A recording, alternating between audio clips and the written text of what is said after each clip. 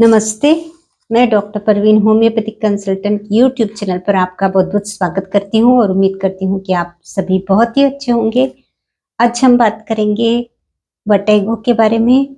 चक्कर की जो समस्या है, वो बहुत ही कॉमन है। उसके कौन-कौन से कारण हो सकते हैं, होम्योपैथिक मेडिसिन्स कौन-कौन सी है जो हेल्प कर सकती है, इसके बारे में हम बातचीत करेंगे। जैसा कि आप जानते हैं कि होम्योपैथी में टोटलिटी ऑफ सिम्पटम्स का बहुत महत्व है।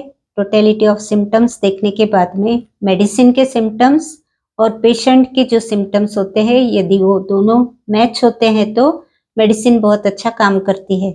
तो according to symptoms medicine change होती रहती है। हर पेशेंट के साथ में मेडिसिन चेंज होती है। ऐसा नहीं है कि वर्टिगो कह दिया तो एक ही मेडिसिन रहेगी, कोई स्पेसिफिक मेडिसिन रहेगी, ऐसा नहीं है। सिम्पटम्स देखने के बाद में उसके रीज़न पता करने के बाद में मेडिसिन दी जाती है।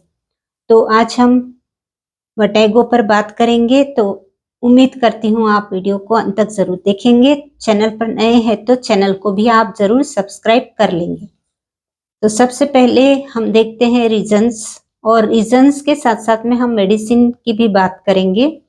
जैसा कि यदि पेशेंट एनीमिक है और एनीमिया की वजह से मीन्स खून की कमी है, बहुत अधिक वीकनेस है और उसकी वजह से उसे चक्कर आते हैं या ब्लड प्रेशर लो हो जाता है, तो ऐसी कंडीशन में आपको लेना है चाइना मदर टिंचर 10 से 15 ड्रॉप्स आधे कप गुनगुने पानी में दिन में 3 बार, इस तरह से 15 दिन तक लेते रहना है। और दूसरी मेडिसिन, यदि हीमोग्लोबिन बहुत कम है तो फेरम मेटेलिकम भी आप ले सकते हैं।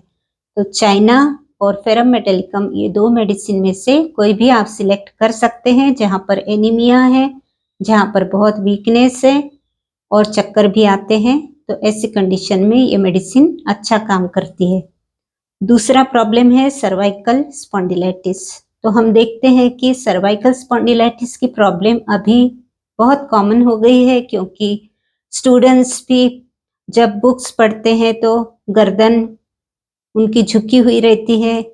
जब राइटिंग करते हैं तब भी झुक के उनको लिखना पड़ता है, या फिर मोबाइल बहुत अधिक जो लोग देखते हैं, बहुत अधिक समय तक देखते रहते हैं, उनको भी गर्दन में स्ट्रेन आता है और उसकी वजह से धीरे-धीरे फिर सर्वाइकल प्रॉब्लम शुरू हो जाती है। तो ऐसी सिचुएशन में कॉक्यूलस मेडिसिन काम करती है। तो चक्कर आता है तो कॉक्यूलस मेडिसिन 30 पोटेंसी में लेना है, और सर्वाइकल प्रॉब्लम को सॉल्व करने के लिए लेकेनेंथिस 30 पोटेंसी में लेना है। मीन्स ये मेडिसिन आप लेंगे, उसके साथ-साथ में चक्कर के लिए कॉक्यूलस लेंगे। तो ये दोनों मेडिसिन काम करेगी और आपका सर्वाइकल प्रॉब्लम जैसे-जैसे कम होगा, ऑटोमेटिकली चक्कर भी कम हो जाएंगे। उसके बाद में तीसरा रीज़न आता है ब्रेन कंजेशन। मीन्स जहाँ पर ब्लड प्रेशर हाई हो गया है तो वहाँ पर ग्लोनाइन और बेलाडोना दोनों भी काम करती है। ज़्यादा ग्लोनाइन दी जाती है क्योंकि ग्लोनाइन हाई बीपी को कम करने में बहुत हेल्पफुल है। तो ब्रेन कंजेशन है, ब्लड प्रेशर हाई हो गया है, उसकी वजह से यदि पेशेंट को चक्कर आ रहे हैं तो ग्लोनाइन भी आप ले सकते हैं। उसके बाद चौथा रीज़न आता है एपिलेप्सी। तो एपिलेप्सी में जब देखते हैं कि पेशेंट को फिट्स आ रहे हैं और चक्कर खा के वो गिर गया है, तो क्यूप्रम मेटेलिकम ये बहुत अच्छा काम करती है जहाँ पर फिट्स है, क्रैम्प्स है। और दूसरी मेडिसिन आती है सिलिशिया।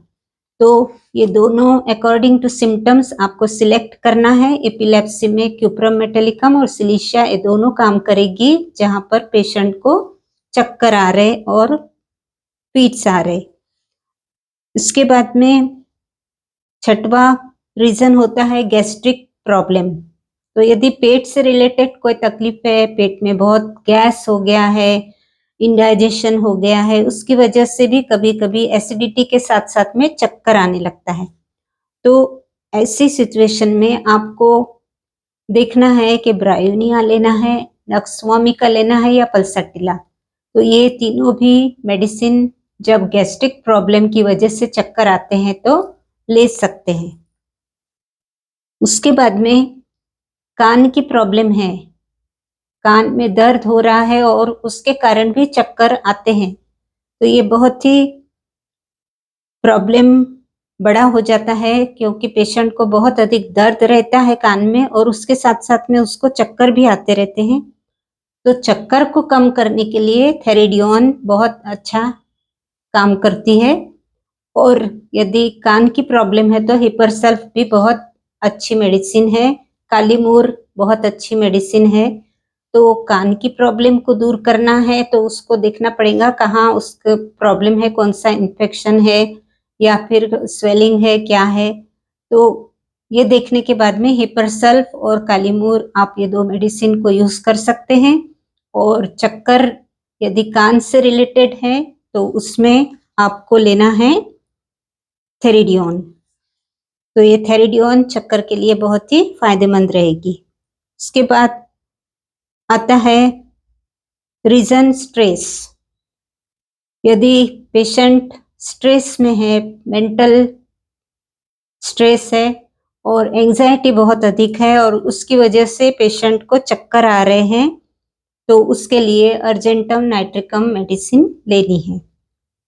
इसके बाद में लास्ट में यदि आई प्रॉब्लम है, यदि आई प्रॉब्लम है मीन्स आपको मायोपिया है, माइनस नंबर के चश्मे हैं और आपको ओवर यूज जब भी होता है आइस का तो आपको चक्कर जैसा महसूस होता है, चक्कर आने लगते हैं, तो उसके लिए आपको फाइसोस्टिग्मा भी ले सकते और जेलसिमियम भी ले सकते। जेलसिमियम में चक्कर के साथ साथ डिजीनेस, डलनेस और ड्राउजीनेस, ये तीनों सिम्टम्स जेलसिमियम के हैं। तो जहां पर इस तरह के सिम्टम्स दिखते हैं तो आपको जेलसिमियम लेना है। और आई प्रॉब्लम यानी आपको माइनस नंबर के चश्मे हैं, ओवर यूज जब भी होता है तो चक्कर आते हैं, तो फाइसोस्टिग्मा भी आप 30 पोटेंसी में दिन में 3 बार इस तरह से कंटिन्यू कर सकते हैं। ये मेडिसिन आप 15 दिन से 1 महीने तक कंटिन्यू 30 पोटेंसी में फ्रिक्वेंटली ले सकते हैं, कोई प्रॉब्लम नहीं, कोई भी साइड इफेक्ट्स नहीं होते हैं, फायदा ही होता है। तो आप ये मेडिसिन को ध्यान में रख के जब भी कोई इस तरह के रीजन है तो मेडिसिन को ले सकते हैं। इसके अलावा भी बहुत सारी ऐसी मेडिसिन है जो चक्कर पे काम करती है, या फिर बहुत सारे ऐसे रीजन्स भी हो सकते हैं जो इससे अलग है और चक्कर आते हैं, तो इसके लिए भी अलग अलग मेडिसिन होम्योपैथी में अवेलेबल है। तो आप यदि कोई प्रॉब्लम है तो आप कमेंट में लिख सकते हैं, उसके लिए अलग मेडिसिन हम बता सकते हैं आपको। तो उम्मीद करती हूँ कि ये जानकारी आप पसंद करेंगे, वीडियो को लाइक करेंगे, शेयर करेंगे। तो मिलते हैं फिर अगले वीडियो के साथ में, तब तक के लिए थैंक यू।